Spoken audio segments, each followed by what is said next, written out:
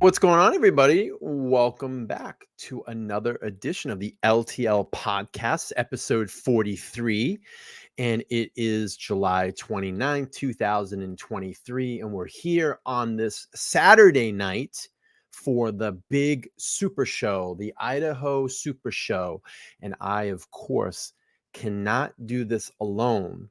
So I have a special guest. Obviously, you guys are just watching us over on Tanya's channel, but I'm going to bring her in a second. But what I want to do to start off the show tonight is, yes, we're going to go back to 1887. 1887. We're going to quote laws from 1887 because that's how we're going to get out of this one, folks. That's how we're going to do it. We're going to get out of this one, 1887. That's how we're going to do it. Nah, I'm just kidding. I love that music, by the way. But of course, I cannot do this alone. I'm going to bring in my faithful friend over here on the YouTube platform. It's Tanya from the Titanium Phil channel. Hello again. Hello. We're back. Here we are. I was just jamming out to my music. Let's play it a little bit here for a second. I know that was really funny. Of course, right? And if you haven't read the documents, you're going to know about it. Yes. Because they were quoting that was funny. Laws from 1887. I think we were saying 1603 or 1609, and then you said there was one in the 900s. I was one of the newscasters. I missed that one actually. I think I highlighted it, but it didn't even register because I was just going through highlighting the years. I was like, we're not going to go through this whole document because it's 23 pages of them referring to other trials, from the 1800s. It's, listen, I get it. I understand what they're doing. They're trying to say that the laws are outdated, they're antiquated, all that this needs to be looked into. But if you think that Judge is going to get up there on a morning and dismiss this because they're quoting laws from 1887, I got news for you. It's probably not going to happen because you have to look at the sense of all the angles. It would be, and I don't want to say an insultment, but the fucking community would go nuts. Yeah. But if it did happen, I'll tell everybody this: state's just going to reindict. They have enough evidence to do so. So and they can just call another grand jury. Yeah. Even though the defense is saying we want this thrown out and we want to take it to preliminary hearing, that doesn't mean that's what's going to happen. See, it can get thrown out and they can take it back to another grand jury. Right. I think what's going on, and this makes a total lot of sense now, is that the defense wants that prelim hearing because what can they do? Well, we can get witnesses on the stands. Who are the two people that we want to question the most?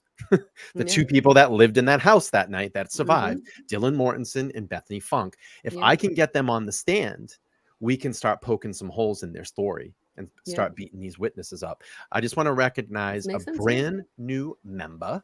We have a brand new member here in the chat. So AJ's become a member. Let's play the member tones for her. Thank you so much, AJ. We appreciate that. Becoming a member here on the channel. So yeah, I mean, going back to that, I don't see it. I don't think that it's going to get thrown out. And I know there's like creators the other day celebrating it. Like, I heard that. I mean, one, like this is celebration that if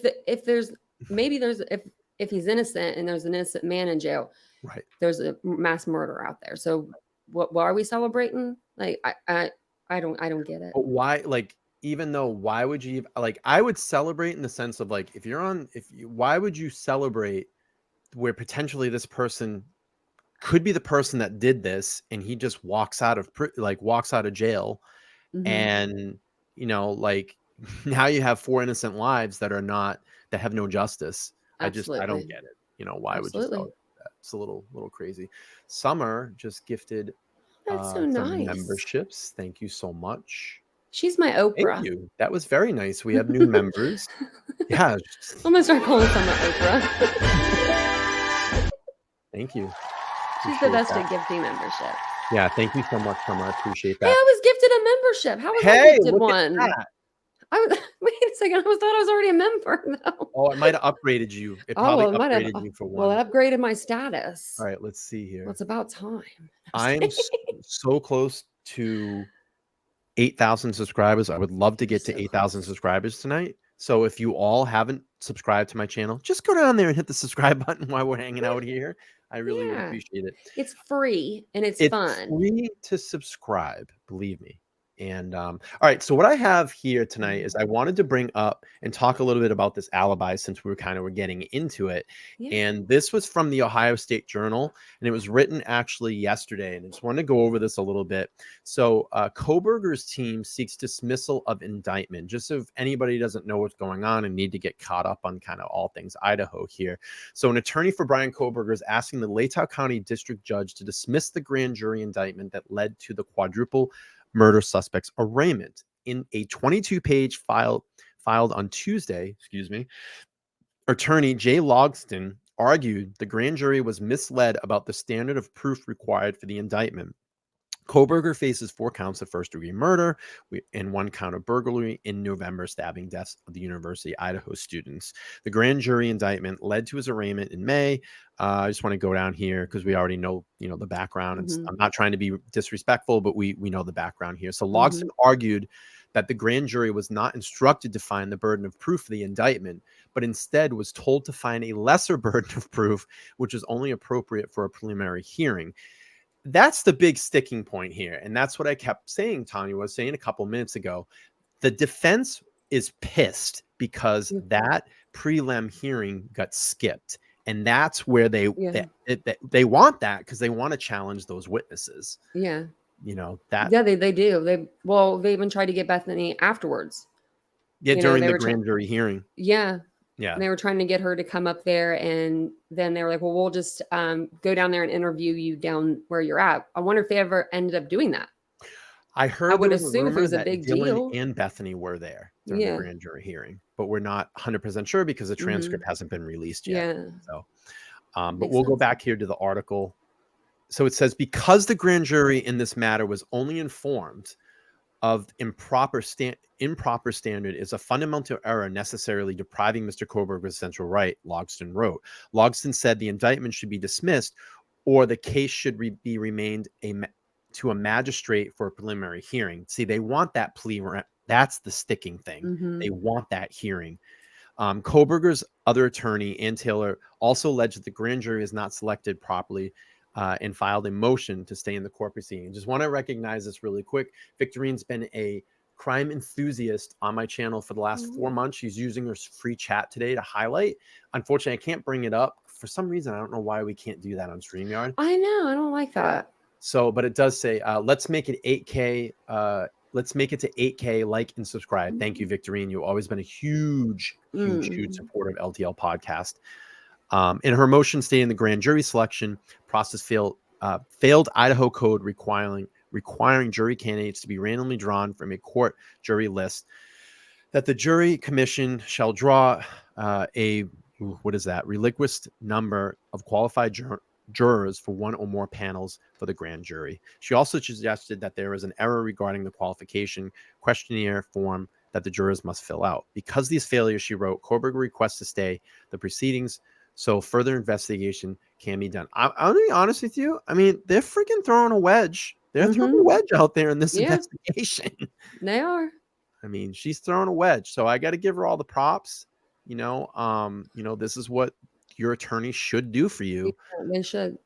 So Latah County prosecutor Bill Thompson filed a motion this week stating Kohberger did not comply with Idaho code rule regarding an alibi defense. The suspect is supposed to provide an alibi by July 24th, which the deadline both Thompson and the defense agreed to. An alibi defense means that there is evidence that Kohberger was somewhere other than the crime scene and the murders were committed. Thompson stated Kohberger's attorney did not specify where he was at the time of the murders. The suspect did not also provide names and addresses of witnesses that can support his defense.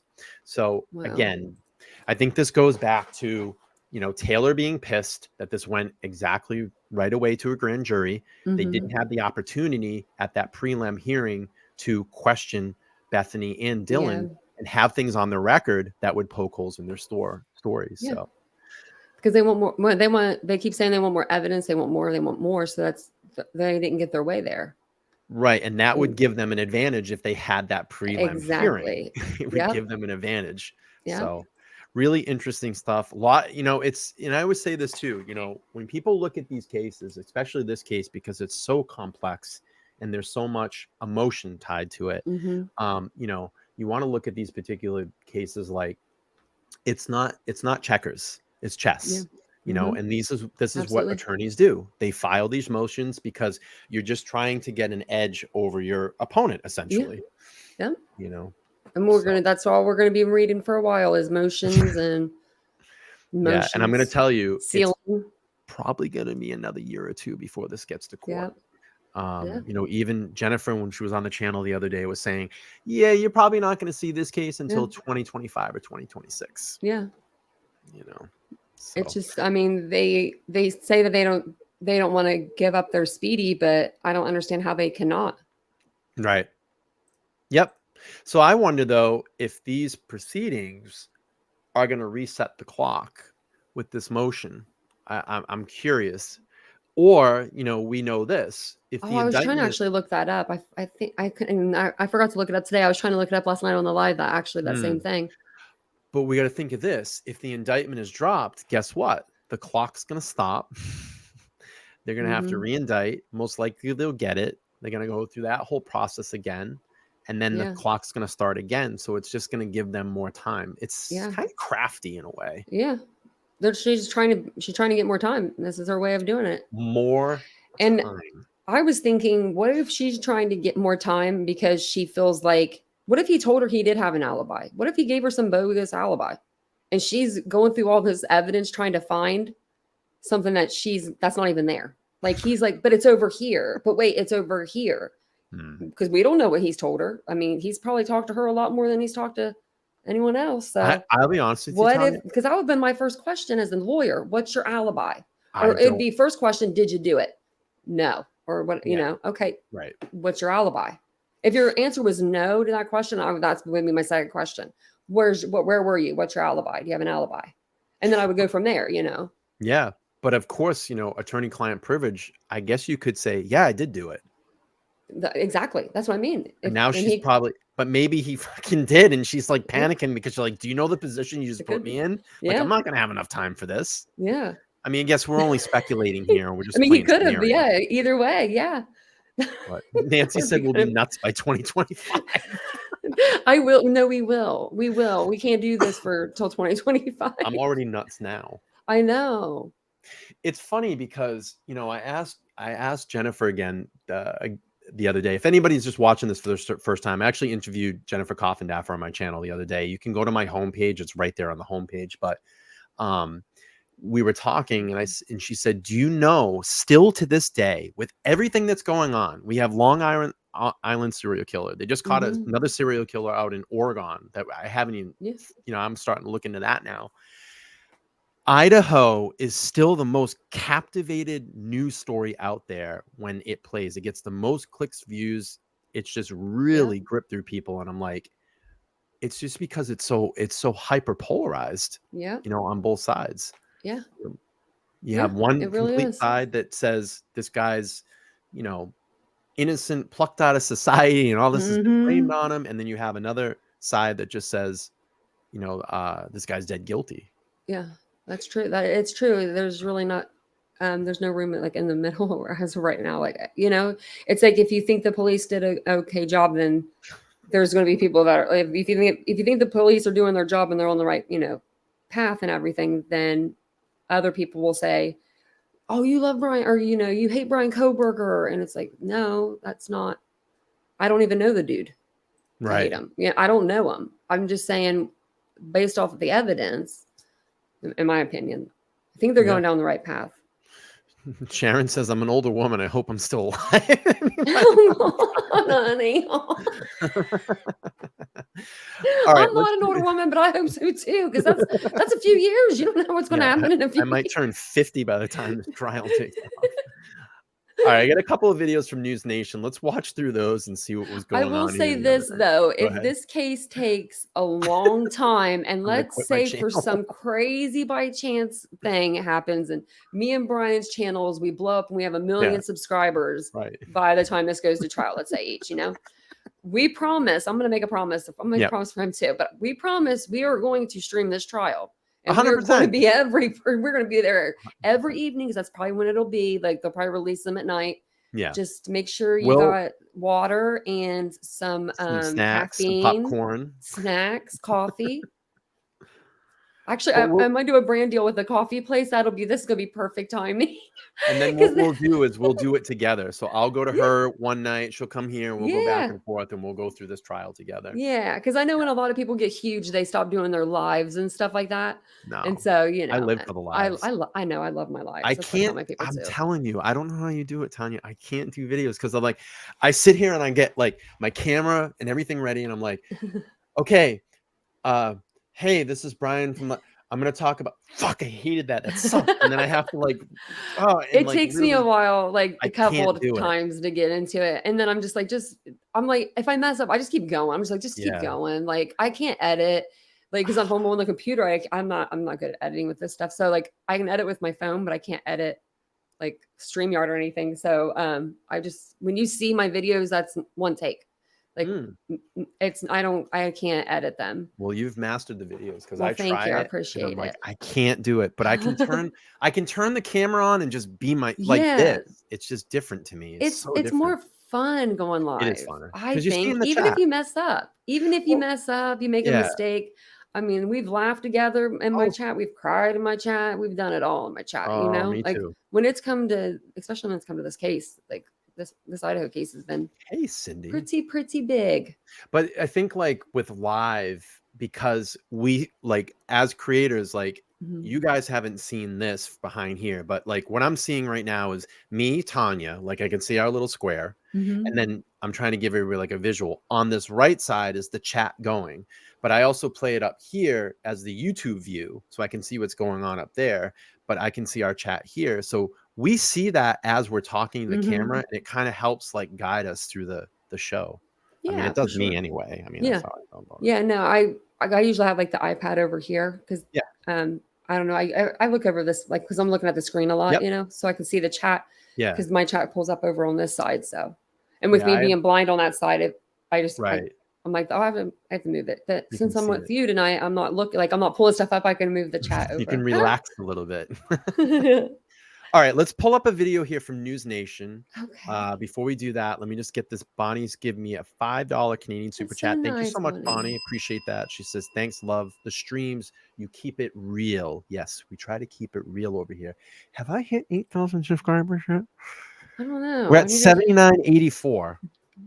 We can everybody, do it. Get all your phantom accounts out and go subscribe right now. I want that so bad. I want to get it live. Like you get it live. If Summer was at work, she could start threatening customers like she does with mine for my channel. She's like, "You're not getting your hair colored unless you subscribe." And the ladies are like, "Okay, I guess we're subscribing. We're watching true crime today while we're getting our hair done." No, I'm just kidding. She doesn't do that, but she would. She would. That's hilarious. All right, let's play this. Let's see what attorneys for accused Idaho College murderer Bryan Kohberger are asking the judge to throw out his indictment. The defense claims the grand jury in the case was misled in their instructions. The issue involves the standard of proof the jurors used to make their decision. 4 students were stabbed to death in their off-campus apartment at the University of Idaho in November of last year. Kohberger was charged with the murders and has entered a not guilty plea. News Nation's Brian Enton's been covering this story from the start, and he joins us live. And former homicide prosecutor Matt Murphy joins me on set. Brian, let me start with you. What was the grand jury told, and why do defense lawyers argue it was wrong? Well, you remember, Elizabeth, that the defense was fighting for a while to get the transcript from the grand jury proceedings. Now, this may be the reason why. This was like a 25-page filing that dropped late yesterday. Essentially, they are saying that they want the indictment dismissed, alleging that the jurors were misled as to the standard of proof required for an indictment. They say that they should have been told beyond a reasonable doubt. Those should have been the instructions to the grand jury, but instead they were given a lower standard of proof, which the defense claims violates the Idaho state constitution, and they are saying that the whole thing should now be thrown out. Matt, I thought beyond a reasonable doubt was what you got in a criminal trial and the actual trial. Not, I mean, the whole saying is you can get indicted, a grand jury would indict a ham sandwich because what is the standard? Well, okay, so they cited an 1887 statute for this. And when you're actually doing these kinds of cases, that's usually a pretty good sign. So what the defense is doing is they're going through the motions, literally, where they are preserving these issues on appeal. And there's vague language from the incorporation of Idaho as a state, that's how far back they're going, indicating that one of the possible interpretations was you had to present proof beyond reasonable doubt to a grand jury. The Idaho Supreme Court has since ruled on this, I believe more than once, saying no, like every other state, an indictment requires proof basically to a preponderance or probable cause. So what's going to happen here, the court's going to read it, consider it, the record will have been made, and then the court's going to deny it. Well, has anywhere is a grand jury told you have to find somebody guilty beyond a reasonable doubt? No. And the constitutional right. Because the defense isn't even putting on its case, in a grand jury proceeding. You have a constitutional right, essentially, to have either a preliminary hearing to determine probable cause. That's essentially evidence is presented to a judge who sits there and makes the ruling, or you can go to a grand jury. There are advantages and disadvantages to that, but the standard is the same. Is there probable cause to believe that a crime has been committed and that this defendant committed the crime? That's it. So 1887 statute, it's a very creative legal argument. The defense is doing what they have to do to preserve these for the appellate process, but it's going nowhere. Bryan, I'm curious, have we gotten any reaction from prosecutors or from the victims' families to this latest legal maneuver? No, I mean, this just came down yesterday. Again, I think it was a bit of a surprise. People didn't expect it. I'm told, I talked to a couple of lawyers in Idaho, that it's unprecedented, that no one has ever filed a motion quite like this to dismiss an indictment for these reasons. So it's going to be interesting to see what the judge says. It seems like, obviously, the defense wants a preliminary hearing. That would be to their benefit. They could question witnesses. That's what we thought was going to happen for a long time. We didn't realize that this secret grand jury process was happening behind the scenes. And it seems like they want this preliminary hearing to happen. Finally, Matt, we learned this week that Bryan Kohberger's attorney said in some legal filings that they plan to provide proof that he has an alibi at the time of the murder. You see that guy's face? Watch his face, Tanya. He goes, like, yeah, okay. Wait, hang on. Watch his face. I just noticed that. Finally, Matt, we learned this week that Bryan Kohberger's attorney said in some legal filings that they plan to provide proof that he has an alibi at the time of the murders. They're not saying who that alibi is or any details about that at all, but that they're also planning to argue that police planted his DNA on the knife sheath that was left at the crime scene next to one of the victims' bodies. Right. So that's two separate issues. Again, what the defense is doing under Idaho law, they're required to present notice of a potential alibi.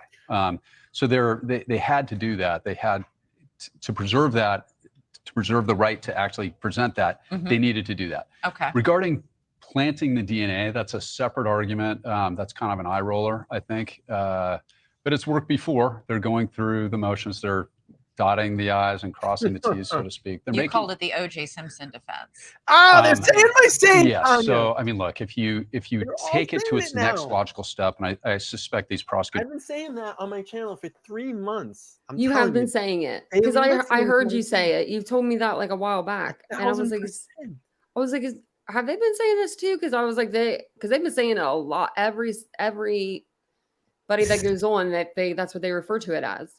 They all watch. O.J. Simpson. Telling you, they watch. Maybe you need to stream the trial. Maybe I need to. I need to copyright it. Can you do that? I mean, can you stream the O.J. trial? Is it copywritten? You probably would get blasted for it. Yeah. Yeah. You got any strikes? No. I'm like, well, then give it a try and see how it goes. That's me. For a conspiracy like that of the police to have actually planted the DNA, if you look at it, given the time of night, close. I only need five subscribers. Come on, guys. Get all your very difficult logical step to say, well, that means the conspiracy existed before the murder. The only way you can know that a murder is going to happen is if you're going to commit it, which means they would have to argue the defense that the police actually murdered these cars. Only 122 likes. So I think that if they run that in the trial itself, they run the risk of impacting their own credibility so badly that it could hurt them in the penalty phase. In this case, we'll get to a penalty phase. Okay. All right. Oh, I got it. I just got it on time. So yeah, I think it goes back to having, Ann Taylor's pissed because, they basically went right to grand jury. They had the secret grand jury, and then, they were obviously, it was indicted, and she wanted that prelim. I think it's for sure. I think she did too. Yeah. I mean, I don't think it would have made much of a difference. They would just continue with the trial. She would have had less time, right? They would have went in June. Like I said, it gives her an advantage in the fact of she can get those two witnesses on the stand, Bethany Funk and Dylan Mortensen, and chop them down a little bit, give them some information, so when it goes to trial, she has a better defense. She has a better alibi defense for him. So, and that's why I think they were really frothing at the mouth to get those grand jury transcripts. Now I wonder what the time gap is between a prelim and the trial compared to a grand jury and the trial. Is there a difference in time? Well, you would think the prelim would take more time because you're going to basically you're going through a pre-trial, essentially. Yeah. You're filing all your motions in front of the judge. You're asking for specific things to be let in and let out of the case. So you're slowing things down. Yeah. And that's why she's pissed, because it went so quick, and now they're under the gun because they only had 28 days after the extension to give that alibi or something. Yeah. And they didn't have one. I mean, that was the 24th, I think. The 24th they were supposed to give that. Because Judge was actually being fair and said, all right, since the grand jury transcript is not back, I'll give you another, what was it, 27 or 28 days? Something like that, or 37, or is that the one that they tacked on, the 37 days? Yeah, I'm sorry, 37 days. Yeah. And, essentially, it just allowed them more time. But she's pissed because they didn't get that prelim. So this is what it boils down to. And I think just kind of putting all this bogus 1887 stuff out there is just to slow things down. I'm so close. I only need three subscribers. Right? Wow, you'll hit it by tonight. Right. All right. I think you'll get it. That's and then 2,000 more. You got 10 grand. I'll be at 10K right with you. 10K. All right. 10,000s. 10,000s. All right, let's play this from News Nation. Okay. New details could be coming about where accused killer Bryan Kohberger was when 4 University of Idaho students were viciously stabbed to death in their off-campus home last November. A judge has entered a not guilty plea on his behalf, and now there's a legal battle between prosecutors and his defense team over his alibi, which has not yet been revealed in court. The Kohberger's attorney suggests they will present evidence he was elsewhere at the time of those killings. News Nation legal contributor Jesse Weber joins me live. Jesse, thank you for being with us. So we know prosecutors have filed a motion compelling the defense to present Kohberger's alibi. Why has that not come yet? You have to ask me. It seems like Bryan Kohberger told his defense team, hey, I wasn't there, maybe gave them an alibi. They just don't have anything to back it up at this point. And you know what's so interesting about that? If you look at the Idaho rules, by law, they had to provide the defense not only a notice that they're going to go forward with the alibi defense, but they had to say where Bryan Kohberger was, time. You know what this is in reference to, right, Tanya? Okay, so Peter Tragos the other night is literally reading. Hang on a second. Let me just back this up. I still haven't watched Peter's video. So he's reading but I was watching your live, but I didn't get to watch all of it. So go ahead. So sorry. He's reading the documents, right? Yeah. And this dude super chat. I think the guy did it on purpose, because everybody's like, let's read the telephone book, because it was getting boring. Like reading all the legal language, all the 1887 stuff and all that. So Peter's reading through it. He gets about a halfway through the documents, and all of a sudden he gets a super chat, and this guy's like,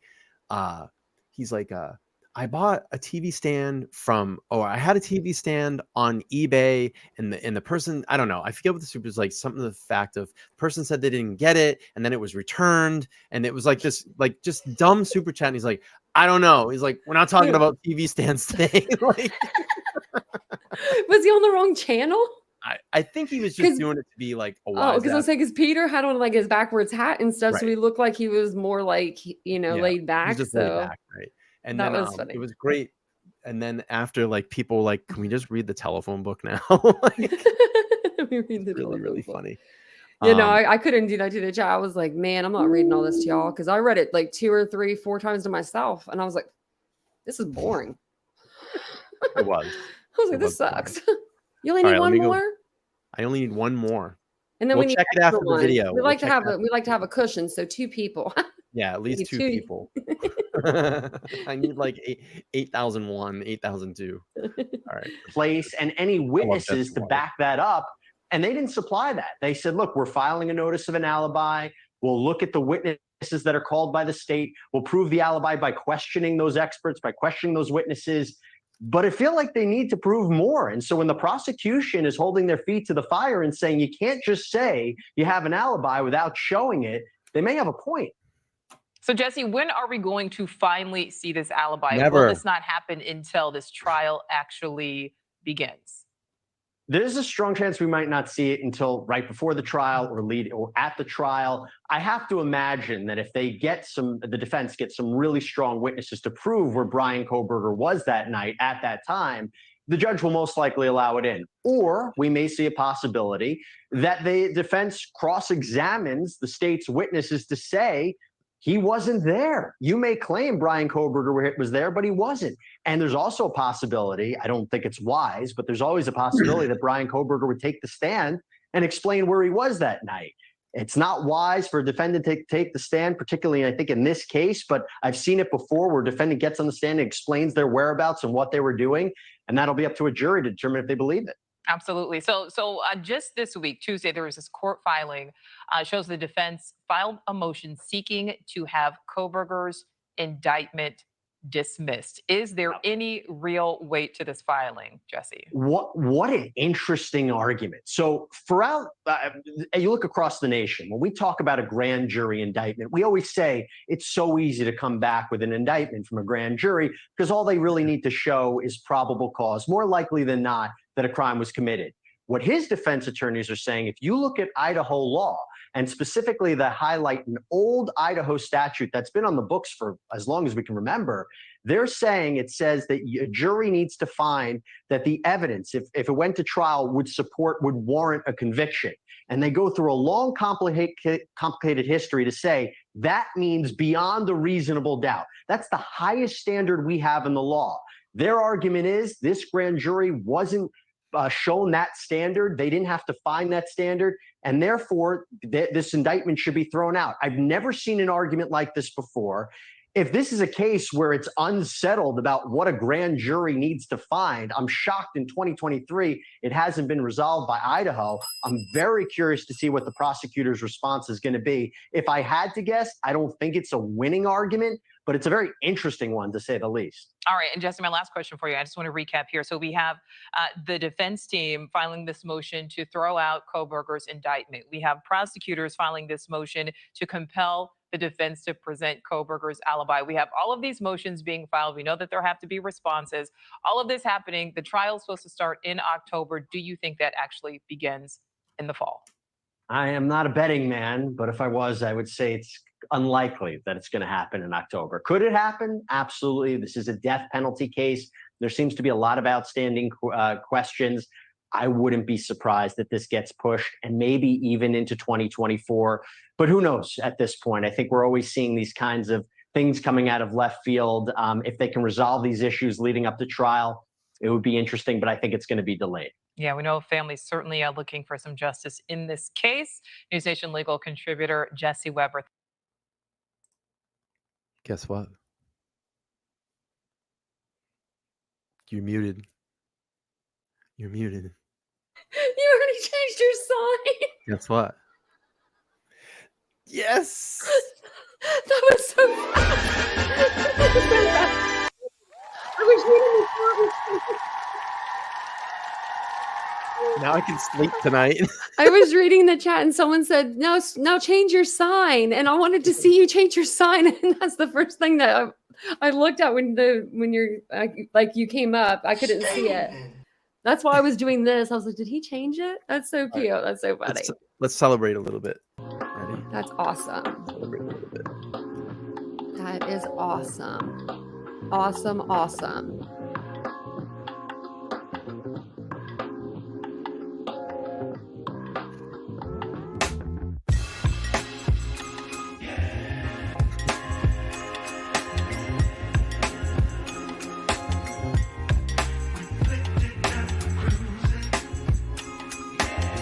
I get a little crazy sometimes, Tanya.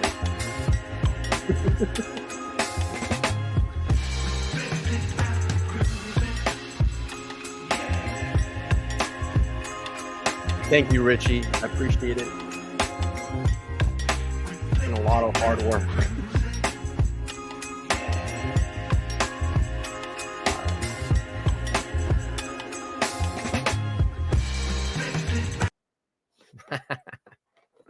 Oh, it's so good, man. It feels so good. I would never have thought. I could only imagine like when you hit 10,000, like that must have just been like, what the fuck? Like you muted. I didn't even realize that. But no, I was in the store and I couldn't even believe it. I don't think I still have both. I don't think I've still. I It's hit texted me you, yet. remember, with the screenshot. Yeah. You hit 10,000. You were like literally right after Vincent, pretty much. Like Vincent That's called hilarious. or texted me and he was like, "You just hit it," because I think he was just refreshing. Because I went to the mall and I was going to do a video where like the count, like it shows the video of like you can do your like live countdown or whatever, Right. like when you hit it. And I was like, "Oh yeah," he's like, "You should do a video," so I should do a video. So excited to do one too. And then I'm at the mall. I was getting this dress because I was like, "We're gonna hit 10,000 subscribers," so I'm gonna go buy a dress. And we hit it as I'm standing in line, and I was like, "What?" It like I knew I only needed 5, but it was very humbling. I don't think I didn't say anything. I mean, obviously, but when I went up to the counter, I didn't even like talk to the lady really. I was just like, "Here's my stuff." Like I was like in shock. I think You're like like- a shock phase. I was like, "Did we? Yeah. We did it." So we did it. The best like, communities too. The best community. Yeah. We you're really like, we both have them. do you know who I am? I'm Yeah. a YouTuber. I have 10,000 Yeah. subscribers. on my channel. As I'm walking out with my 10 cable. Do you know what these are for? No, you don't want to know? Oh, you don't? Oh, you don't? Oh, you don't want to know? Okay. She didn't ask, so I don't think she wanted to know. No, I didn't tell her, but I was surprised she didn't ask me because I said 10K. I don't think she knew what I was getting them. I think she just didn't even realize it. And she Summer was said like, all 3 of us "What is texted her. what is this woman?" Yes, everyone. Yeah. Summer texted me and then I texted her. I was like, "We're right there." She's like, "You only need one more." It was amazing. It's an amazing feeling. It's a good feeling. Because you work a full-time job. I couldn't imagine working a full-time job and then doing this because you do this full-time. You do almost I stream every night now. You almost do as much lives as I do. And I mean, I do them every night. So I don't think anyone can out live me right now. Because I've been streaming every night because I want to get to 10. Yeah. Once I get to 10,000, I can relax. That's what I said. Right. But you keep going. You won't. It pushes you harder. Do it before you hit it. That's what I did. Yeah. And then you'll hit it faster. Yeah. Because you have that break. That's what I need. I took a day and a half. That was it. Just a day and a half. Went out, touched some grass, got in the pool, took some videos at the pool, like of the kids playing. I thought they were so cute. And came, just hung out, came back up here, didn't watch YouTube for a day and a half, came back, and I felt so good. Felt so good. I want to just do this really quick too. As Tanya and I have been celebrating here, I see all the chat here. You guys are amazing. And you all have supported this channel. I see people in here. I mean, I can say Victorine is one. When I used to do lives and literally there would be 3 people in the room. Victorine was here. Another person that was here in the very beginning, Chosen Rosen, was here in the very, very beginning. Christine Brown, if she's in the room, was here in the very beginning. Dr. Bob, SC, BC. Names will come and go. But I'm going to tell you, as creators, we don't forget. We may forget some of the things that you talk about, but we remember the names. We remember the names, and we do all get to know all of you just as much as you get to know all of us. So you all, and I think Tanya can speak for this too. You are the ones that make this channel, our channels go, like especially live streamers. If there's if there's no live streams, if you're not here, the audience to the live streams, they don't get pushed out. So you all, Danielle's been here for a very long time. She's been here from the beginning. That's awesome. I like Danielle a lot. These are people that have supported me, like back in March when I had no one subscribed. I used to have a kid that was 9 years old. His grandma watches my channel. He would come in my chat because I think he had like a little crush on me. And he would come in my chat and he would be there waiting every time. I'd only have one person in my chat waiting for me. and he'd be the only person in my That's whole great. chat. Like I would have 5 people in the whole live, you know, and he would be in there, and he was my like go man, you know, like he would pump me up. He's like, "What we talk about today?" Like, and of course I couldn't say, you know, most of the stuff, but I could say some stuff, and I would just tell him the case title or something. He'd like, "Oh, that's cool." So recently he came into the live, and I felt like he grew up overnight because he came in. He said, "So what do you think of this Bryan Kohberger?" And I was like, "Oh my gosh, I think he did it." I hadn't seen him in months. Like, and it was so nice to see him. It really was. It was really Yes, Cindy's been here for a long time too. Oh, that's nice. No, these are, you know, Doodlebug. I just see all the names. Diana's been here for a long time. I mean, you all Yeah. have been here for a long time. And, you know, I really want to thank, you know, this friendship that Tanya and I have kind of made, you know, had over the last couple of weeks to months here, and, you know, really supporting and bouncing that support and telling people, you know, hey, go over and check out this channel as well, and go check her channel out. And, you know, we're really trying to get our channels moving because we feel, and I'm going to say this, and I might sound a little cocky, we know we make great content. And for some reason, the algorithm just really does not, I don't understand it. They don't like our channels for some reason. I think we should be much higher in a subscriber count. I mean, and I think we make great content. You know, and it's okay to say that as a creator. We make great content here, you know, like we do. Because we put a lot of, I mean, we put a lot of time and effort into it. You could tell because it comes out, I think, in the videos. Yeah, we do in the lives. I'll be honest with you. In a year from now, my plan is to quit my full-time job and hopefully be doing this full-time. Yeah. In a year from now, that's my commitment. That would be awesome. I don't want to work for anybody anymore. I'm starting to finally I did retail, and I realizing that for a long time. And I pray for you. Like, and I pray. Like, I just hated working where I didn't want to be, where my heart wasn't.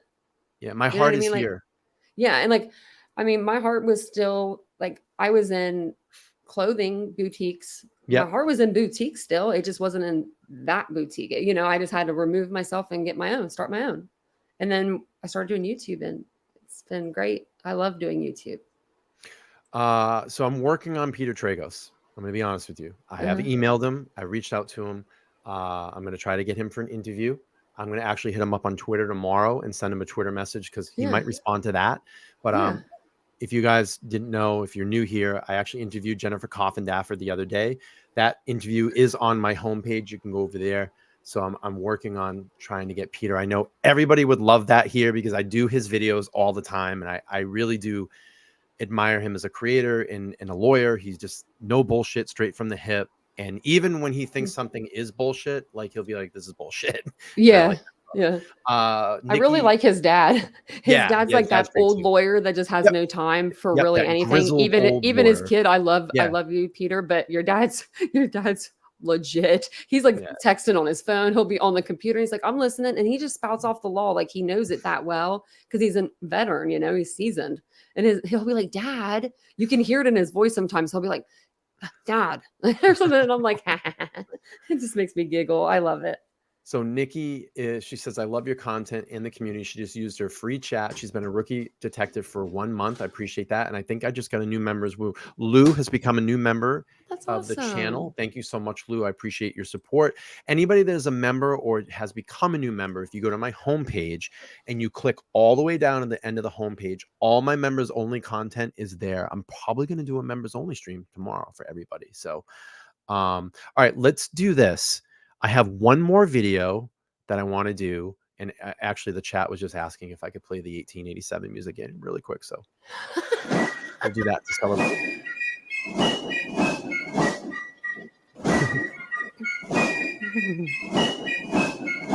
All right, let's play this video and then we'll open up the panel. So if anybody wants to jump on and celebrate or talk a little Kohberger, you absolutely can do that. That's what that's for. Do I need to start writing Nancy Grace because I play her all the time and she's my hero? Yeah, absolutely. Man, I was just thinking that. I'm like, I'm about to get a life-size cut out of this woman, like 6 foot tall. Listen. All right. She can come hang. Look what happened with me. Okay, I wrote Jennifer quite a few times. I thought that the lead was going to go dead. And then all of a sudden, and thank God I was not working that day. Yeah. She popped up and she was like, I have 5 p.m. Eastern Standard You're Time literally open today. I'm like, streaming. yep, we're going to do it. You're Because like, bye guys. yeah, I'm like, I got to go. Love you. Yeah, if anybody didn't know, I was doing a morning stream that day at Yeah. 10:30. Jennifer finally got back to me. She's like, I have 5 p.m. Eastern Standard Time open today. I'm like, yep. Sorry, guys. Gotta go. Something big just broke for the channel. Of course I was going to do that. You know, For some reason, I didn't know what it was because you were like, something big just happened. I didn't know what it was. And I thought like Kohberger confessed or something, but I'm like, I would have known that. I would have heard that because you're like, this is something really big. And I'm like, but I mean, Jen, that's huge. But you know, for some reason we were talking, like, I was just thinking Bryan and I'm like, what did he do? What did I not know? And you're like, no, I'll tell you in a minute. And then he told me, I was like, that's awesome. But I'm telling you, awesome. She's nice to have. She is a level-headed woman. She has the expertise. Literally, you can't deny it. She just does. And I think she comes at it in a good way. And she comes at it with a good heart too. Precise and very much to the law and the investigation. That's what you're going to get out of her, and that's what I wanted. I wanted straight truth facts from someone. When she was on your panel, she was talking about the face mask thing. Well, I forget the name of it. Yeah. Yeah. Well, she had pronounced it wrong on the last panel she was on. And she made it a point. She said, I'm going to say it right this time. And I meant to say that to you because I thought that was so funny that she must have watched the chat or whoever, I think or Twitter or wherever it was. I think it was on Twitter. But she caught that and she kept it in her head. And she was like, I'm going to talk about this again just so I can bring that up and get that out. I thought that was pretty funny. But, you know, if everybody is trying to figure out, like, I love doing these informal streams. I love doing this stuff because, you know, I love just, you know, pulling videos and talking the cases. But my vision for LTL is exactly what I did the other day. That's what I want to do. You're good at interviewing people. Thank you. You really are. You are really good at it. I was telling Vince, I was like, I couldn't do that. I was like, I'd be shaking. I would be like, I'd probably have to hold on to the desk. So, I mean, just I'd be sweating. I was shitting because it was like, you know, in like StreamYard, when someone pops in and you haven't queued them up yet, I look down, I'm like, you're like, she's here. She's really here. Fucking Jennifer Coffinaff right there. So it's like, pop her. I'm like, hi, Jennifer, how are you? And it was a little awkward because we don't fucking know each other, you know? So then I just started kind of like chatting and I was like, you know, so what do you think about this Alibi? And we started kind of going into it. And then about maybe 3 minutes into it, she looks at me and goes, are we live right now? I'm like, no, I'm just getting to know you. Like, no, I like how you do that. I don't think a lot of other creators do that. Like, because I didn't know, I've never really been on a channel where I've been backstage up until yours. Yeah. Because I came back early and you were like, oh yeah, come back like 30 minutes ahead. I was like, that makes sense. I like that organization. Then you can get to know people, or you can just chat, like catch up, and then it makes the live go more smoothly. A little smoother, right? Yeah. So I just said to her, and I said, you know, I actually have a question for you. And she goes, sure. I go, do you mind if I just talk to you about the FBI first? Because I want to know about that. I want to. And she was almost like surprised that I asked her that, because I don't think that she's ever been asked that. And she was like, that's great. I would love to talk about, because it shows a vested interest in the person that you're interviewing. You know, like even if I had Peter on, I would say, tell me about how you became a lawyer. I would love to hear your story, because that's what we want to know. And then transition into, it's like storytelling. You have to tell people, how did they get their expertise? How did they get into that particular, you know, field and profession, and then bring them through that storyline and say, okay, let's talk Kohberger now. Yeah, you know? absolutely. That's exactly what we did. And then I got a little bonus at the end too, because we talked Long Island serial killer really quick. Yeah. So that's awesome. So. Yeah, I know. She was really, it was nice to like have her on your show. It was nice to see her on here. Yeah, it was great. All right. So this next video is about 13 minutes. So it should take us to about an hour. And then after that, I'm going to drop the StreamYard link. And if anybody in the chat wants to jump on, we're going to do this respectfully. What I ask you to do, if you want to jump on, you don't have to turn your camera on. That's fine. Just have your audio, have it in like an area that you don't have a lot of background noise. We'll bring in for 5 minutes. If you all want to talk to Tanya and I on the channel, on the panel, we'll do that. If you have any questions for us, We'll do that as well. I would take calls, and I've been doing that. But the problem is when you have a guest on StreamYard and you take a call, the caller can only hear me because Tanya's mic's not going through the phone, and you're not going to be able to hear. Yeah. So we'll do this. We'll just drop the link in a second. So let's bring this up here. And we'll play through it. This is and from we've got TV. some Alibi. news out of Moscow, Idaho. You know, of course, that is the city where those 4 college students were murdered. It was a mass murder. It was horrific. It was horrible. Carol said it was the longest interview. It took a while. They tracked down a suspect. They've arrested him. He will be tried for the murders. We know all about that. But what did we find out today? We found out they may very well present some form of an alibi for a defense in this case. Meaning, Vinny, couldn't have been me. Yo, I wasn't there. I was over here.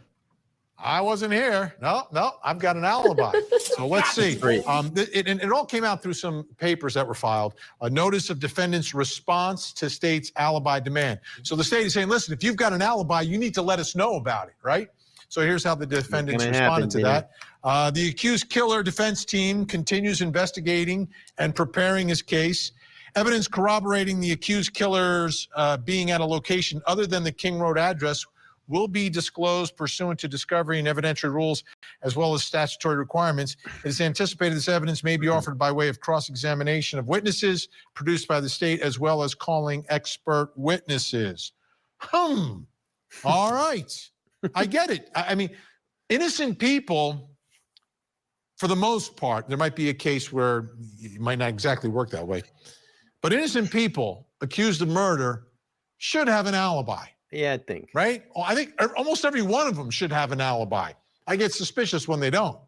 Like, if the murder took place here and you didn't do it, well, where were you? And just tell us where you were.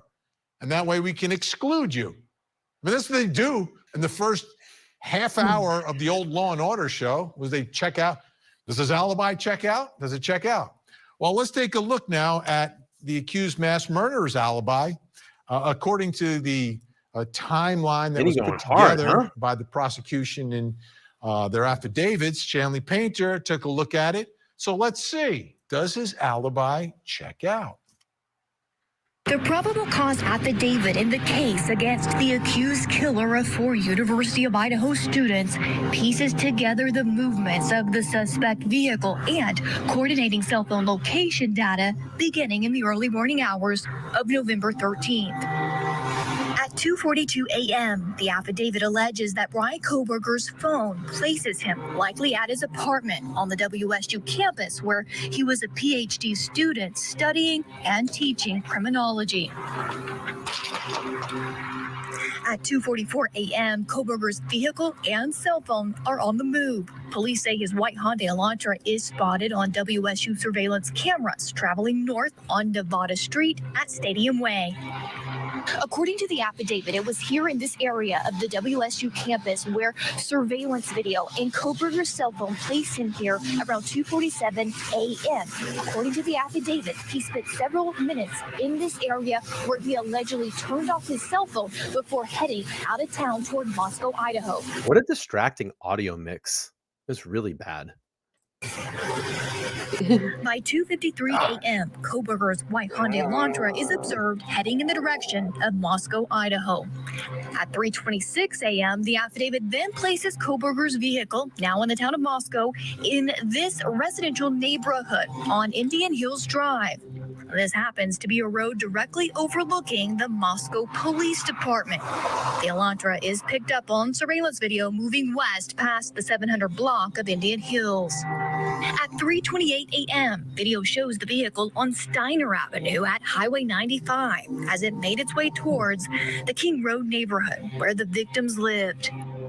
Then from 3:29 a.m. to 4:20 a.m., the suspect vehicle, the white Hyundai Elantra, is observed multiple times on video passing by 1122 King Road during the alleged time of the murders before being seen on video speeding away on Walenta Drive.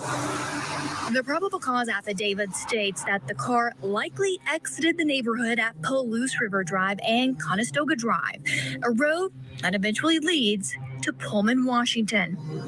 About 2 hours after he allegedly turned off his cell phone, police say Kohberger turned it back on here near Blaine, Idaho. It's about 10 to 15 minutes south of Moscow, a rural community off Highway 95, and it has its own cell tower.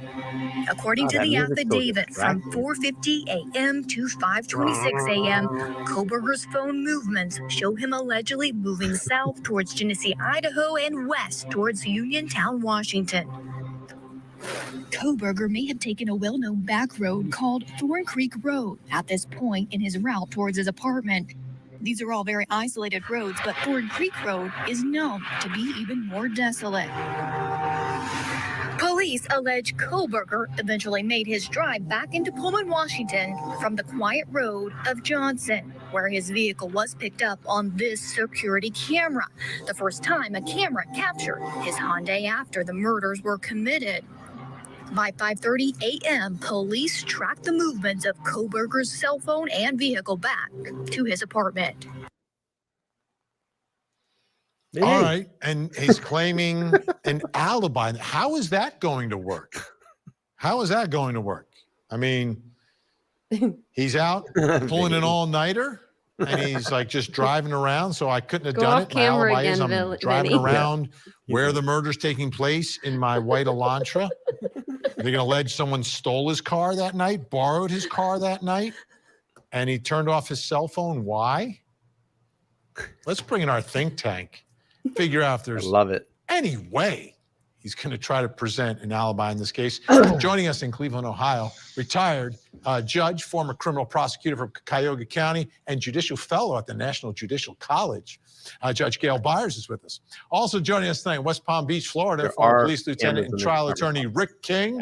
Yes. And in the ATL, Atlanta. There were cameras in the Linda Lane complex where he allegedly drove by. And then there's cameras in his complex as well, too, right? They caught him on camera just coming in and leaving. I know that they have him on the like Washington State. Yeah. Like at the crosswalk there. I don't know if they had cameras at his apartment complex. I don't think it is. Yeah. I don't think they did. We don't know. At his apartment because it's like an older building, but it's also student housing. So I would think they would have a camera. Yeah. And we just don't know. Maybe they do. Maybe they don't. Yeah. Again, like we always try to say that this would be too. beautiful. Yeah.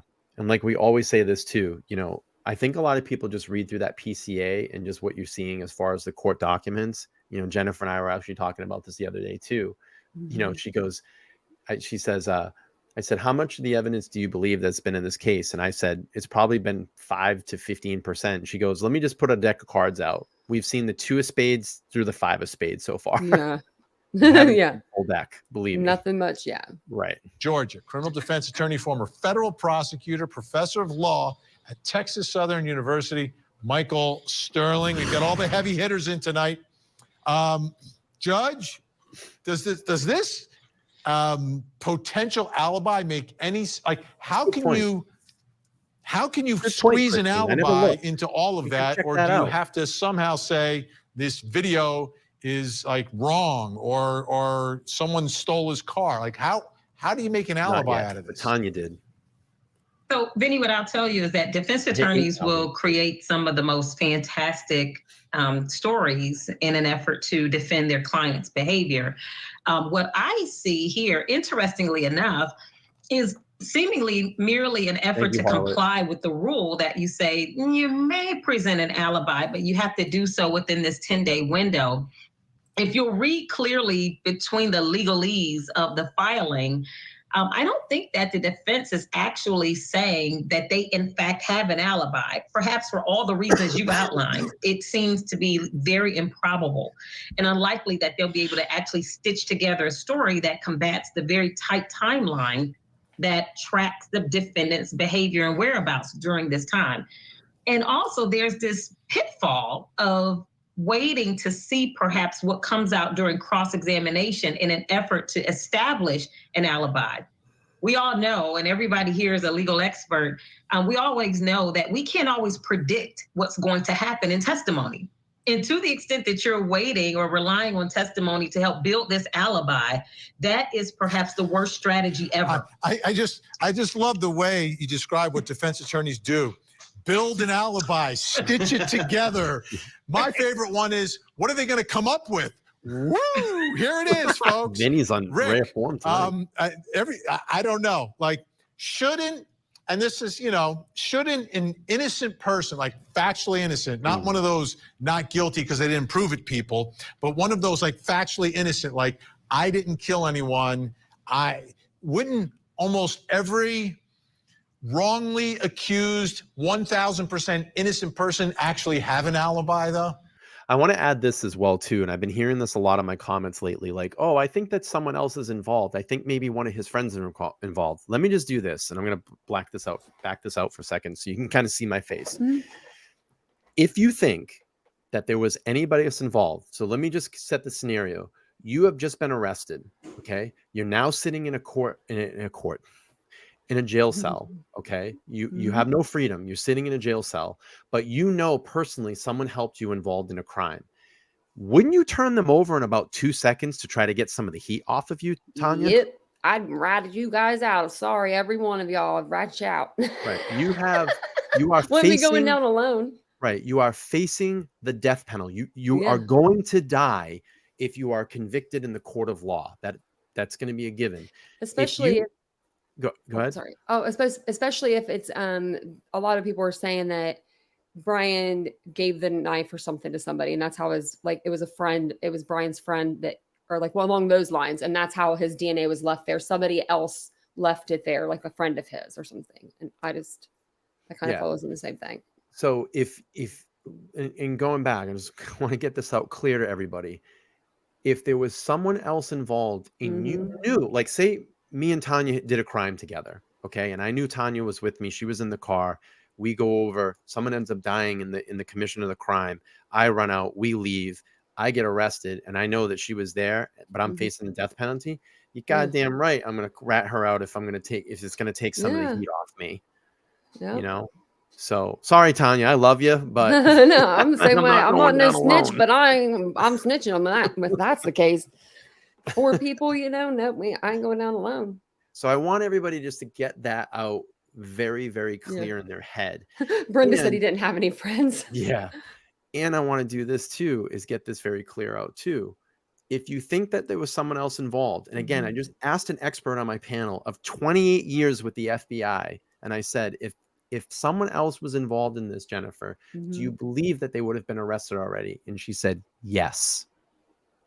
Yeah, so I do too. This whole thing about everybody thinks the mystery is going to come out when we get someone up on the stand, and it's all going to come out that they were involved. How likely have we ever heard that in a trial? It does happen, believe me, but this usually goes opposite. Yeah, the statistically does not make sense. It doesn't make sense. Look what happened to Alec Murdaugh when he got on the stand. Everyone knew he was a liar because he opened his mouth. Right. We knew he was already lying, but then he opened his mouth and it just solidified it. Right. You know? I'm saying in the sense of if they have a witness up there that was supposedly involved, you know, it's not. They're saying like Bryan's going to exonerate himself or no. I don't think that he's going to take the stand. If he did, he's showing us right now what he's going to do. Won't plead the fifth. He's going to stay silent. I don't even think he's going to say anything in court. I don't know at this point. I thought he was going to say something when it came to an alibi. So, yeah, or he could just be super cocky and get up there and be like Murdaugh, that he's so convinced of his innocence. And I kind of thought that, but then he's been so quiet. He's like good at being quiet. Like there's people that are just so good at being quiet. Like Vincent's one of them people. He can shut it down and just he could ignore me. He could ignore me for days if he needed to. If it was a bet. And I was like doing anything to get his attention. He could just be like, and I could have like a meltdown if he needed. If it was like if he needed to be calm, like he's one of those people. He can just be calm. I'm not. I'm very vocal. Yeah, I'm very vocal too. If I was arrested, I would have been screaming then, with my parents in the room and everything. I would still be screaming all the way to the judge, all the way back to jail. Tiffany says, how do we know he hasn't told his attorney someone else was involved? We don't know that and told that his defense team, right? So then you're going to just let some other mass killer be running around there to kill other people? Yeah. That would probably bring some heat back on you if you didn't speak up and say something. Yeah. I really want to hear from these people tonight that think he's innocent. I need to hear from them. I'm not going to shame anybody. Like, I just want I want a valid reason why you think this guy has nothing to do with this. Well, let's see this. I'll make it very, very clear. He is innocent. He's innocent until proven guilty. So I just want to make sure we get that out there. But these camps of people that just say he's the obscure guy that was just plucked from society, that Moscow PD just magically grabbed his DNA from somewhere and kept it all these months and all these years, and then knife sheath and magically went from Moscow PD and it floated over into the window, down onto the bed next to two victims. It just I said someone asked that like something like, how would someone plant 20, like let's say like 20 cells or whatever? I said with the world's smallest tweezers. Yeah. They individually put it on there from the crime lab, and then you know what they did? They UPS'd it over there. That's there what we did. go. Amazoned it. 2-day shipping. Right. All right. Let's do this. I'm going to open up the panel. Maybe we can get a brave soul to come on. All right. The way this is going to work is I'm going to put the StreamYard link out there. We're going to allow you to pop on. We'll give you 5 minutes. You don't have to you don't have to turn your camera on. We probably say cameras off. Cameras off. If you're rude, we're going to dump you. Other than that, if you want to call, you want to jump on, celebrate with us, you can, or we just love to hear what you think about, so far about the alibi of the case. So there's a StreamYard link there. I'm going to pin it to the top and I'll drop it a few times in the chat. You're welcome to come on. Any funny business, any shenanigans, I'm just going to drop you, and I'm the master of catching it right away. So don't even try. Been doing this a long time. Yes, the aliens. Hey, there might be aliens out there now. Could be aliens. We're finding out.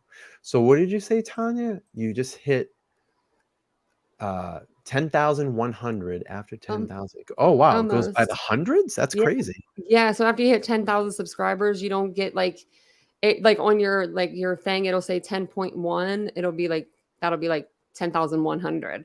So you don't get to see every little bit that you get. It's kind of sad in a way, because you have to work a little harder. Build up that. Yeah, you build up to 10. Hey, Chosen has good. He says, hey, what if he bought the bar off Amazon and then return it? That would be fucking crazy. Yeah, that'd be crazy. Wouldn't it? Are we gonna get a brave soul? I'm gonna drop it again. Who wants to come up and hang? There's 323 people in here. Someone wants to come up and hang out with us. One. We're really nice. Soul. Yeah, we're nice. I'm even wearing my new specs. Yeah, she's got her new specs on. Yeah. I was like, I should put those on so I can get used to them or I'll get a headache. Oh, you just got them? Yeah, yesterday. Literally, I haven't worn glasses in years because my dog chewed them. I need to get glasses bad. I can't see anything. Yeah, I can't see nothing. It's my vision is 15 or 2015, so it's over perfect. I'm over perfect in this eye. I don't know how. I was like, can I read more? Like when they tell you to read the lines, like I'm like, can I read more? And she's like, yeah, and she's like, you're 2015. I was like, what? So but I have an astigmatism. That's the only thing. Like at night, the car, like when I'm reading, I can't read very well.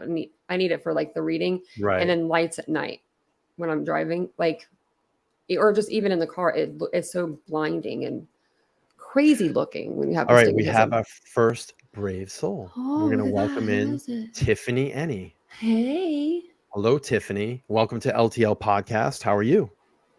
I'm great, and how are you? We're great. Thanks for jumping on the panel with us. We'll give you, about 5 minutes if you want to hang out. If there's anything that you want to talk about in the case, or if you want to talk about channel, feel free. Yeah. The platform's open to you. Gotcha. Okay. Well, yeah, this is my first time listening to you guys, so Awesome. no one else came up, so I thought I'd get you started. Yeah, all right, no Aw, problem. We that's love it. sweet. Okay. So obviously, there's people in both camps. He's 100% guilty or 100% Right. innocent. I get that. But I try to look at everything, from both sides Yep. and see if there's any possibility as an explanation to what could have happened. Sure. So I mean, as far as the DNA, there's multiple ways it could have gotten on there. Mhm. And I mean, even like a flea market, there's so many those pop-up parking lot sales and stuff where he could have went and touched it at a flea market, didn't buy it, and so maybe someone else did or something like that, right? Mm-hmm. So if you take away the DNA on the sheath, I mean, there's not really much left to look at, in my opinion. So let me ask you, if you knew that you touched a knife sheath at a flea market and you knew that you were facing 4 quadruple homicides, wouldn't you just tell your lawyer, like, hey, here's my alibi. I didn't touch that knife. Well, I touched the knife sheath, but I was at a flea market when I did that. I Yeah. don't know how the hell it got on that bed. Right. But I mean, you'd have to be able to prove it. You can come up with an alibi, but without being able to prove it, you can't. There's not really a point in putting it out there. I mean, does he know the name of the vendor at the flea market? Do they have cameras over there? And it's over 30 days. Most companies keep their footage for 30 days and then they overwrite it. So he'd have to be able to prove that he was there. Yeah, I don't even know if think there's a a lot flea of- market necessarily would even have a camera. Right. Exactly. Like, And I mean- were they Jungle Gyms or something? Not that. What's up? There's like a place in Ohio down by Cincinnati that's like that. They set up a whole bunch of. It's like a huge parking lot. It's like miles long, and it's all flea markets. You can go every weekend and just set up if you want. But if you would and think, like, again, are you going to remember the name of the vendor or even what they look like? There's so many people that are, you're just not thinking at the time, hey, I should remember this because later I'm going to be, involved in a crime or accused of being involved in a crime. Mhm. but like So I was trying to explain. Go ahead. Go ahead. Sorry. No, I was gonna say I was Terry trying to actually explain made a to good. Go ahead. Okay, sorry. No, go ahead. That's all right. Terry said only his DNA on the sheet. We Mhm. don't really know that. We don't know if they found anybody else's DNA, right? Well, wouldn't they've said that? I don't think But they they would have even didn't- put it in the PCA. No, because they didn't even Or say that used there it. were 3 other unidentified DNAs found in the PCA. So they didn't include that. Why would they include? So why? other Let me DNA? I ask don't you think a they question. knew. Why at the would they just time. pluck this obscure guy out of nowhere and frame him for 4? They did, Let's but just get- we'll they just didn't say- frame him. Well, That's the whole yeah, thing. I don't think he was framed. okay. So then, how did his DNA get in that house? How did all the circumstantial evidence, where it's led up, and he's in that area of the house that night? I mean, it's pretty clear that the evidence is pointing that he's seen on multiple cameras. He's in and around that area. Now you have to explain that DNA on the knife. Okay, so let's How go does with my this theory. circumstantially, statistically add up to say that he wasn't in and around that area? Where was Okay, so if you go off the theory that he touched it at a flea market, then all the other stuff is I'm not again, saying it's anything all about a flea market. circumstantial. No, I'm saying if we go that route, I'm trying to explain Sure. how I would explain the rest of it. So, I mean, as far as the vehicle, I mean, all they say is they have a vehicle matching the description of the suspect's vehicle. They can't place him in that vehicle. They Yes, can't they can. place. Wait till the cast information. Oh, that'll be good. That's gonna blow. Good. That's gonna blow your mind. Look, did you Right, see the but right now Murdoch cast we don't information? have it. Well, We there's no don't report on have it it. yet, but you're gonna see it at trial. But how come they didn't put that cast information in the PCA? All they say is he pinged off a tower that the residence Because a pings off probable of. cause Why wouldn't- affidavit is not the full detail of a crime. So that's just only probable cause to arrest someone. So you're not getting the full details until trial. That's Right. what a PCA is. And I understand that, but we can't be like, well, they have all this other stuff we don't know about. But we're trying to speculate and theorize on the information we have right now. I would So arrest I him. don't. I'm I would sorry. arrest him. If I was a law enforcement officer and that PCA came across my desk, I certainly would arrest him. 100%. Right. And if I saw for the first time I saw it too, yeah, I'm like, okay, yeah, he's guilty. But then you start looking at it more and more and trying to come up with other, explanations as far as what happened. It raises a lot of questions. So I don't think he's 100%. Okay. Okay. No, I mean, I respect your stance. I respect your stance. I think some of the evidence they just didn't have at the time, so they didn't put it into the PCA also, because they're still waiting on labs and stuff to come back, which I'm really curious what labs haven't come back. I mean, I'm just I'm like forever. Yeah, I'm like, what are we waiting on? Because I'm like, wouldn't it have been in the defense's favor to go to the preliminary hearing early and not wait? Because if the evidence hasn't come back, then the state doesn't have the evidence to use as proof. But it's not the state's fault. It's the lab's fault because they take forever. I mean, we've heard that. That's why they keep asking and for Judge the evidence. knows that too, because he even said, "I know these things take a long time." And he was like, even Anne said that. Anne actually said that. She said it's not like they're trying to keep any evidence from me. They just don't have it. Right. She just wanted it on court record. She's one of those people. She wants it on court record, so it's all by the book, which is a good thing. I mean, and I think that's why there's so many these little hearings, because she wants it, instead of her and Bill kind of just coming to a conclusion amongst themselves, she takes it to the judge and kind of gets him involved to where, you know what I mean? I think a lot of times lawyers can kind of talk some things out, but I think with some things they just can't. And these are some of the things that she wants to bring to the judge. Right. So do you think that they had the cast information at the time the PCA was written? They just probably had pings, but they can now they have their own expert come in and literally narrow everything down. They probably had someone physically look at every single piece of those videos that they had along the way. What they did was they went and hit the suspect's route, any route they could go to his house, each way that you can go from Pullman to Washington or Pullman to Moscow.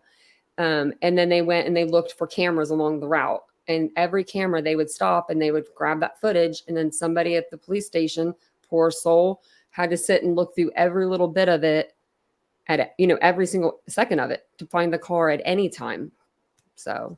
Right. Well, I watched the Murdaugh trial and you could see second for second where he went. Do you think they have that same information? Yes. And do you think they had that at the time of the PCA? I don't know. I'm not a law enforcement investigator. I don't think that they probably did. You always constantly investigate case as it's going through trial. New evidence comes in and new evidence goes out. Possibly, I mean, they had 60 FBI agents involved. But what they're going to do now is just like in Murdaugh. Yeah, you're going to see a presentation, and I think it's going to be the same guy that they're going to use that was in the Murdaugh trial that explained it. That's why I played it on the channel. Tiffany, I'm going to let you go because I do have a couple other people, but I do appreciate it. And I love your stance. For sure. We love that people don't completely agree with us all the time. And you came up the first one. Yeah. And I think, all right, and I just want to say, I want to just say, I think you came on panel. You were very respectful of the way that you came across, very well spoken. And hey, if that's how you feel, I think that's great, but we're going to get closer and we'll get closer to trial and see what happens. So thanks for jumping on. All right. Thanks. Bye. Yeah. Take care. All right. We have another Tiff. Tiff, Tiff, welcome to LTL Podcast. How's it going? Everything is great. Hey, Titanium, I'm glad you saw my message this morning. I had everything all mixed up, but you got it straightened out, honey. It's me. It's fine. No, you had me looking at those documents last night. I was like, Tiffany said she read that. Listen, girl, Bethany's phone's going to get Bryan off. I got to read these documents again, but she said it's page 26, but these documents only go to page 23. Listen, and it wasn't no 26. I'm so sorry, baby girl, but I saw you got it together. I'm a woman of my word, and I'm going to do what I say I'm going to do. Thank you for having me up, sweetheart. LTL. Absolutely. Listen, I just got a couple of things. This is my first issue with this. This case is not comfortable for me. Okay. The first thing I have an issue with, and I have to look at both sides, and I want y'all honest opinions about this. Everybody in chat. Yeah. With everything that we know, and this is for everybody, whether you think that this man is guilty of these murders or you think they don't have enough, just everything that we know. Let's just say Let's just turn these tables. Because one thing about it, life, the tables always turn. Yep. So let's just look at it like this. With all the information we know, if Bryan was your kid or my kid, okay? With everything we know today, and Bryan was our kid for whatever reason, however, whatever circumstance may happen, do you think the prosecution has a solid of enough case to put your child to death? I would say that he probably has a lot of problems. He's facing a lot of issues. The biggest thing for me is that DNA on Thank that you. Let me first say thank you for being completely honest, LT. Completely, and looking at it from that way. You know what I'm saying? Because you gotta be. You see what I'm saying? You gotta be transparent and look at this thing both ways. Because I'm gonna say, you know what? They do not have a strong enough. I can't do nothing but be honest. Their case is shaky. It's a lot of holes. It's a lot of holes. Can I ask you, Tiff? What are the holes? The whole for me, this is the 911 call. That's the biggest thing for me, because I don't care what's going on. I don't care what's going on. Any human being, it's embedded in us. Okay. We have this intuition, whether you high, whether you drunk, whether you whatever it is, and you have an inkling of a feeling that someone has been murdered. It's some kind of a death spirit, and you feel somebody has been murdered in your home. Right. Even if you don't come out of your room, there is some kind of a dark spirit. There's no way you can sleep and slumber through that. Not for 8 hours. It is humanly impossible. God, the divine, didn't create us that way. So even if she didn't come out, they were awake. I know that they were awake because it says it in the PCA. Am I lying, Tanya? Yeah, no, it says that Dylan was awake during the. Well, yes, she woke up. It was communication between the two. So that tells me right there, it's shaky. It's just some things that don't make sense. You know what I'm saying? Sure.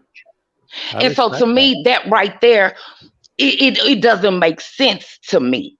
Yeah, and the PCA, it does say that they were talking on their phones, but it doesn't say they were talking to each other. It just says like, it says like they were Bethany active. And yeah, they were active. Yeah. That tells me that if you active, honey, that means you moving around some kind of way. You are not slumbering. Period. Are you trying to say that they covered up the crime? I'm not trying to say they covered it up because I wasn't there. Sure. I'm trying to say that it doesn't make sense. So what would make sense for you then? Something was up. They knew. Yes, something. I don't know if I'm not saying they had a part in it. What I'm saying is they were aware. What I am saying is they know more. Aware. And what I am saying is that it was know? What I'm saying is they went to we do know it was a grand jury, right? There was a grand jury. We do know that much. But what would they know? Wait, hang on. I just want to back up a little bit. What would they know? You said that they would know something. What would they know? But that's the thing, is that when I ask people, and believe me, I respect your view. I think it's great.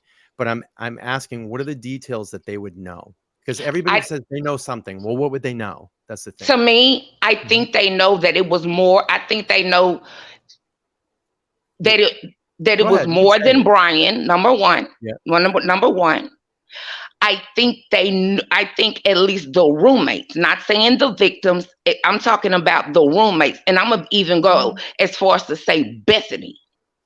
I think Bethany knew Bryan Kohberger before this incident occurred, not in a dating way or in a social way, because I don't know that much, but I think that they knew each other for whatever way.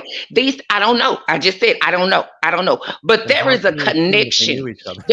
There's a connection some kind of way. It is. And I'm gonna tell you something else. I don't believe that after those murders occurred, I guess they were over the thing, say what, about 420 or whatever. After those murders occurred, y'all, this is just Tiffany. This is just me, nobody else. This is just me. Let me make that clear. I believe after those murders occurred, I believe those girls left that house and went wherever they went and returned around 8:30, 9 o'clock that morning. I do not believe that those girls stayed in that house with 4 And why are they not bloody bodies. I have Because something that would be an better. accessory. Why didn't they close the door? The door was open. I think they left it open. I believe they left and came back. That's just me. That's just me. But I just, like I said, I just look at all sides of it. You know what I'm saying? And I'm gonna end on this. Somebody is responsible for this tragedy. Somebody obliterated these kids for no reason, and it was evil. And whether it was one person or 1,000, everybody needs to be held accountable, no matter who it is. Absolutely. They need justice, and those families need peace. And I'm gonna jump down and let somebody jump up. And thank you again, baby. You're thank you, Tiff, thank you for writing that on my wall. Yeah. I woke up and you were like, girl, I had that wrong. And I was like, that's my girl. Listen, Southern hospitality, baby, Dallas, Texas, all day. I'm gonna take care of you. You're doing a great. And I love your voice, and Isabel said the same in the chat. Yeah, and congratulations on 10K. Oh, thank you, honey. Tiff, you're welcome on panel anytime when we drop the link. We love hearing from you. Thank you, sweetheart. You're doing great. All right, we'll see you soon. Thank you for having a different side of the perspective. We love hearing that. Absolutely. All right, take care. All right, we got the Riddler She's the up. best. Who's the Riddler? Do I know the Riddler? I didn't realize Isabel was in the chat. She's all the way in Scotland. She's still awake. I said, Isabel. All right, we're gonna bring on the Riddler. This might be I don't know how this is gonna go. Hey, Riddler. Hello, Riddler. Hi, Titanium. How are you? LTL, congratulations on your 8K. Thank you. Hey, did I get the riddle right that you put in the chat? Was it money? It was the number 8. If you turn it sideways, it's infinity. It is infinity, yeah. Yeah. So welcome to LTL Podcast. What you got for us, man? Okay, I got a few questions and problems. Okay. In this case, so just so you know, he's guilty right off the bat. Got it. First, let's go over the touch DNA. Mm-hmm. If I shake your hand and now you touch your mouse or your laptop, my DNA is on that laptop. I went to an Army Navy store one day. This was several years back. They had a box full of K-bars. I'm former military. Sure. And I saw a whole box of them. They were Army Thank and you for Marine your Corps. service, by the way. Oh, thank you. I enjoyed it, and I'm proud to do it for everybody. That's great. Thank you. And so when I reached in there, I'm saying, oh my, I didn't think of it then, but I'm thinking of it now. My DNA is all over those knives. Then I went to an antiques. It was a war memorial artifacts, and there were some knives from the war between the states back in the 1860s. And then there's these K-bars from Okinawa and Iwo Jima, and I'm touching them. So I don't know how much, because we don't have it in the PCA, how much DNA they actually might have pulled off that knife sheath. It was skin cells. Is there more on the leather and they just didn't tell us? Yeah, it was skin cells though. That's what they extracted. So it wasn't touch. It was skin. It was actual skin cells. So it's not touch DNA on the. It's confirmed skin cells. So that's like he had to directly touch the object get those cells on the object. Got it. Yeah. Okay, because in the PCA it says touch, right? Yeah, like when I'm gonna look it up for you real quick. So I want to get the definition exactly right.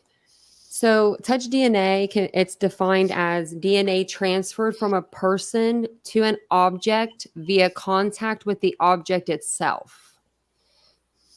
So, like when people, like you can shake someone's hands and get their skin cells on there, but I think that it would be like extremely rare. So if I took Bryan Kohberger's, shook his hand, and then he went and touched that button with his skin, my DNA can possibly be inside that. I think it could possibly be there. Yeah. I think it would just be in such a small amount that it wouldn't be able to maybe be like tested. Well, you know how hard a K-bar knife button snap is to get open. Yeah, they're extremely it takes some hard. force. I mean, exactly. You've handled them quite a few times, so exactly. And I know that they always have them tight too, because you don't want your knife to fall out. It takes a long time before that buckle really to where you get it to where you like it.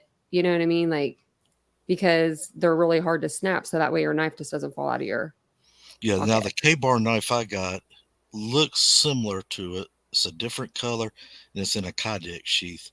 I don't care for the leather sheath. So mine's different, but I was just looking at those because they had some nostalgia and history behind them. Mm-hmm. The ones I saw at the antique show, but not the ones at the Army Navy store. Now, here's another problem I've got. Sure. The defense wanted to speak with Bethany, and they were willing to go to Nevada to speak with her and her lawyer. Mm-hmm. And then all of a sudden, we got a grand jury to squash that. So what is the state worried about Bethany's testimony? What could she possibly say that could hurt their case, and why are they trying to keep her silence until the trial? I think that they did get interviewed during the grand jury. I think Yeah. I heard a source out there say that her and Dylan Mortensen did testify during the grand jury, and they're in the transcript. Right. Did they? No, that's not what I'm asking. Did the defense have a chance to speak with I believe they did. Yes. Yeah, I thought they went and met with her. Yeah. But we never heard anything else about it. It never No. came out in court documents because it was everything sealed. At least yet. It's probably going to be in the transcript. All right, we had an attorney on another show that I'm with, and the attorney says once that grand jury came out, that squashed it. Yeah, I don't know. I'm not a legal expert again. I'm just a guy. I know that one I don't really know YouTube either. videos. I just know that they were going to interview her. Right. And then it was like it just went away. Exactly. So you're right, Riddler. It could have been the grand jury that made it go away, or I'm not sure exactly what. I can't remember the time frame of that for sure. But see, according to the attorney, and I was questioning him real hard. I was cross-examining him like a prosecutor, and he said, "Because see, I lean more towards the prosecution. I believe this guy's going to be found guilty. I do too. And let me put it to you this way: I think he is guilty, but he's going to have a super hard time in the city of Moscow. I want to say getting a fair trial, but I'm thinking that jury's going to be leaning heavily towards the prosecution. They don't like out-of-towners in there, especially right now. Right. Ann's from out of district, and Kohberger's from out of state. And you came in here and you upset things that are normal way of living here. Yeah. So he's got an uphill battle. As far as giving an alibi, I'm going to tell you right now, you can ask your defense lawyer. Do not speak to anyone until you talk to your defense lawyer. Who do you give your alibi to? Well, I asked a prosecutor that, and they said the alibi goes to the police, and they will forward it to the state here where I'm at state attorneys, there's district attorneys, and they will decide if there's enough to dismiss the case.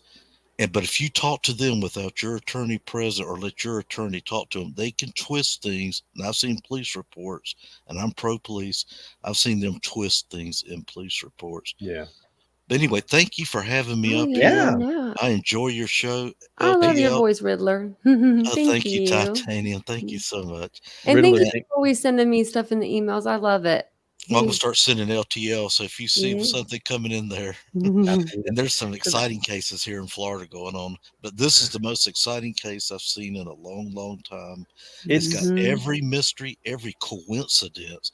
How many coincidences are there? Right. We got delivery at 4:00, and they're saying he's coming in at 4:04, 4:05. And he's supposed to be in the house at 4:25, but the car is speeding off at 4:20. Yeah.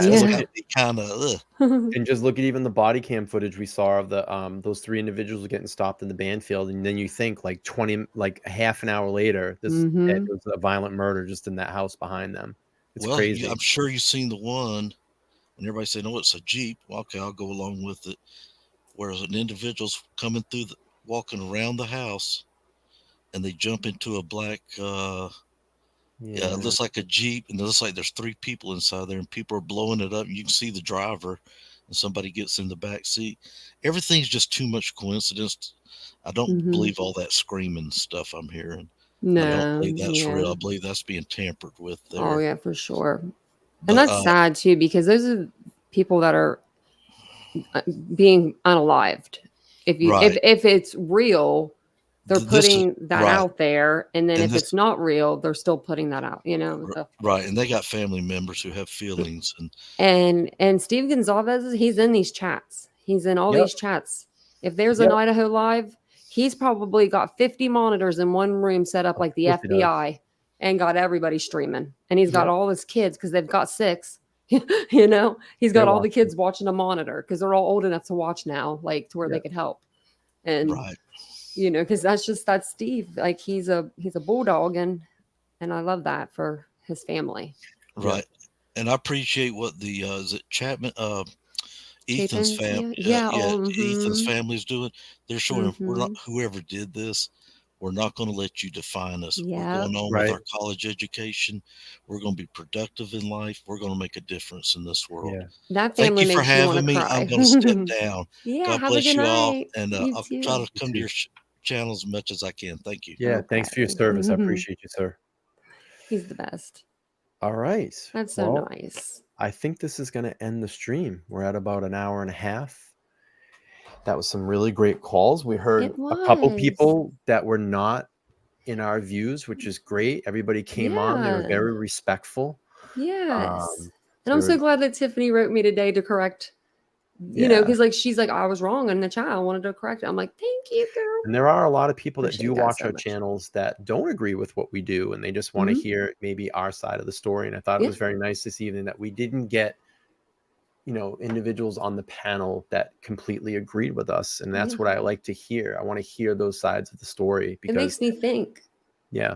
It makes my brain think. If we're not going to make me change my mind, believe me. Yeah, it's not going to make me change my mind. Don't say it. And don't like nothing too outlandish, but like there are Tiffany made a great point. If this was my child, you know what I mean? Like, you have a lot of, I would say, and you got some issues, son, and we're going to try to help you out.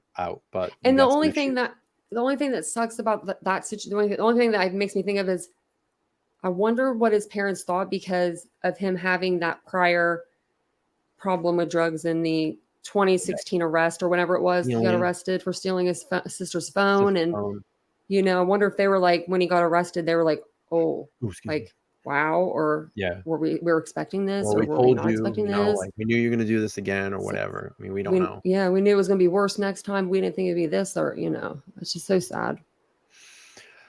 All right, for his family. Yeah, it's horrible for everybody because it drags down, like I said, it drags down everybody. It drags down that community. It drags down all the families of the victims. It drags down his family and his community. The Poconos is small. It's a very small community. It's very tight knit. Right. Very tight knit. So.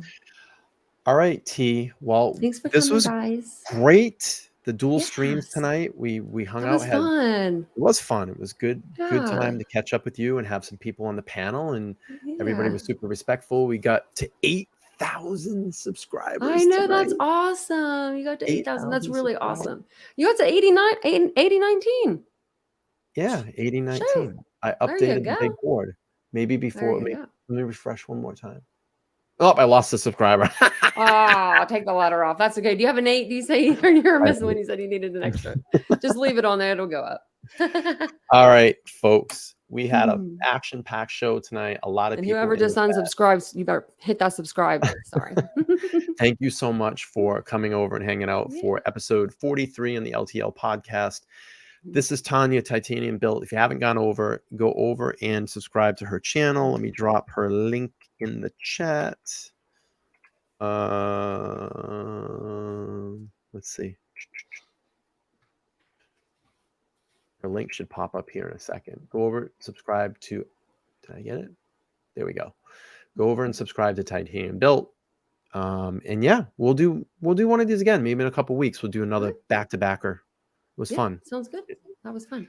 All right, we're gonna get out of here. Thank you. I'm gonna hit the outro music. Thank you guys. I'll be back tomorrow night at 9:15, 9:30ish. We're out. Bye.